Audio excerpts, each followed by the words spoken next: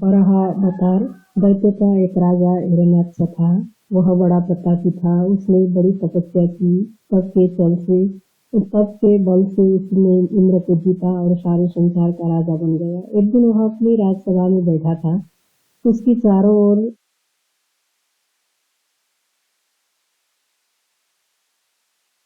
धूम भौम तारक शुंभ निशुंभ शंभ संभव भृत्य आदि बड़े बड़े असुर बैठे थे। हिरण्याक्ष ने उन दैत्यों से कहा, क्या आप लोगों ने देवताओं की धूर्तता देखी? उन लोगों ने कैसे पाप किया है? उनका यह कर्म मेरे हृदय में बाण के समान बीज रहा है।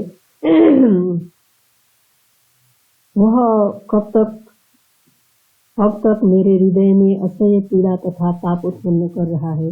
दुष्टजन उस पाप से भी नहीं लज्जित होते जिनके करने में सज्जन लोग लज्जित होते।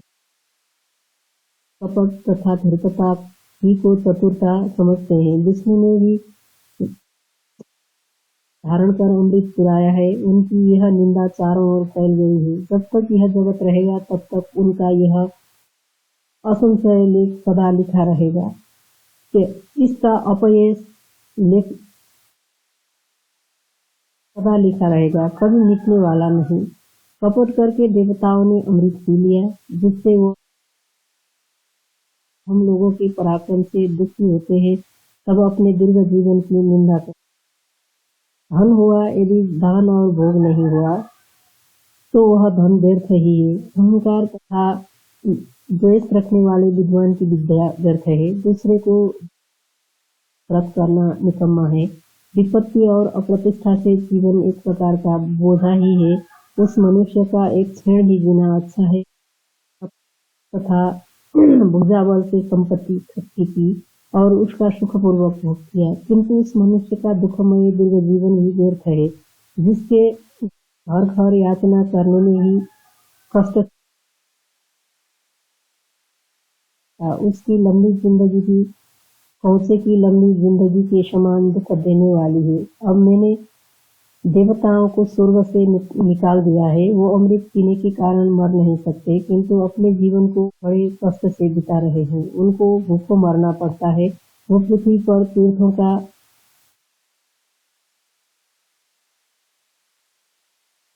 तथा वनों में घूम रहे हैं। बड़ा भारी अनादर पाने से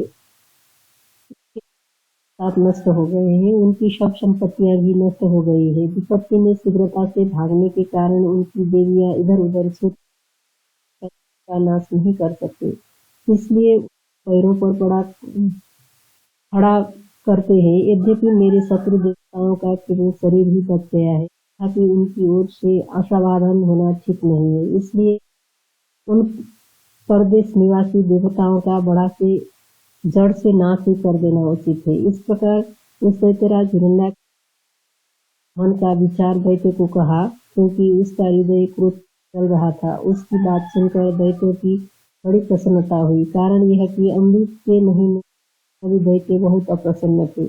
उन लोगों ने हिरण्याक्ष से कहा, हम लोग तो आप ही के अधीन और आज्ञाकारी है। आप ही के दया करे दबाने से हम लोग शत्रुओं का निरादर सह रहे हैं। देवताओं से हार जाने के कारण हम लोगों के शरीर में कलंक लग गया है। उसको देवताओं की स्त्रियों के आंसुओं से चाहिए।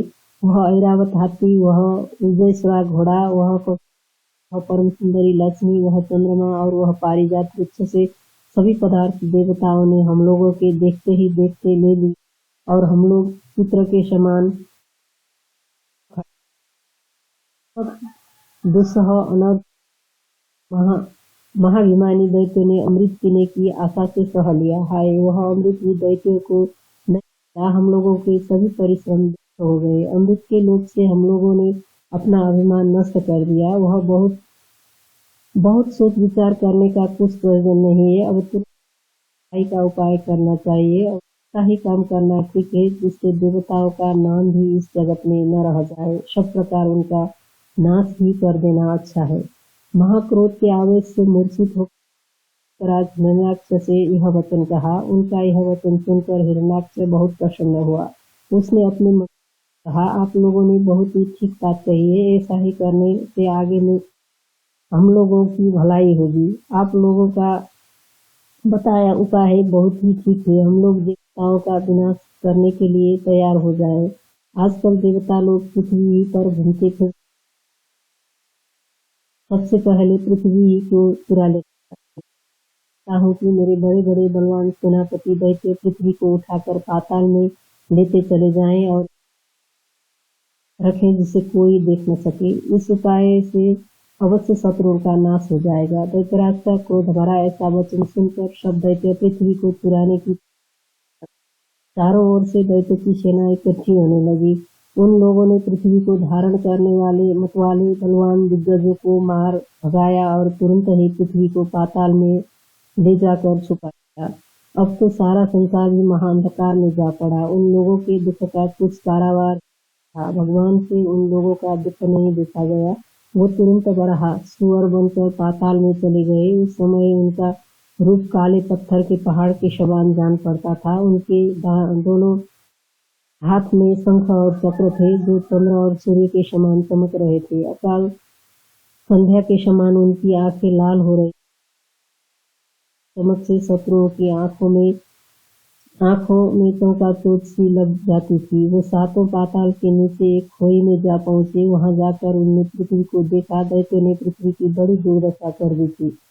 बराह भगवान ने बड़ी सुगमता से उस पृथ्वी को अपने विशाल दांतों पर उठा लिया। उनके चमकीले विशाल दांतों पर काली पृथ्वी की बड़ी शोभा हुई। वह श्वेत चंद्रमा पर काले किरण के समान शोभा पाती थी। साधारण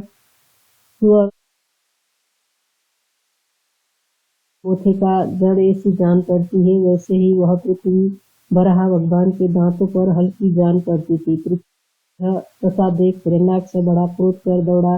अमृत के चुराने की बात भी उसे याद आई, इसलिए उसका क्रोध और भी बढ़ गया। उसके साथ एक बहुत बड़ी सेना भी चली, जिसकी धूल से छिप गया और चारों ओर रात के समान अंधेरा हो गया। बाण, पत्थर, मुग्धा, त्रिशूल, पाश, अंकुश, बर्छी, तोमर आदि शस्त्र बराह के शरीर में जा लगे। जान पड़ता था कि मेघ पहाड़ पर जल की धारा बरसा रहे हैं। बराह भगवान ने अपना शरीर और भी बढ़ा दिया, जो आकाश में तथा पाताल तक जा लगा, जिससे जान पड़ता था कि आज ही प्रलय हो जाएगा।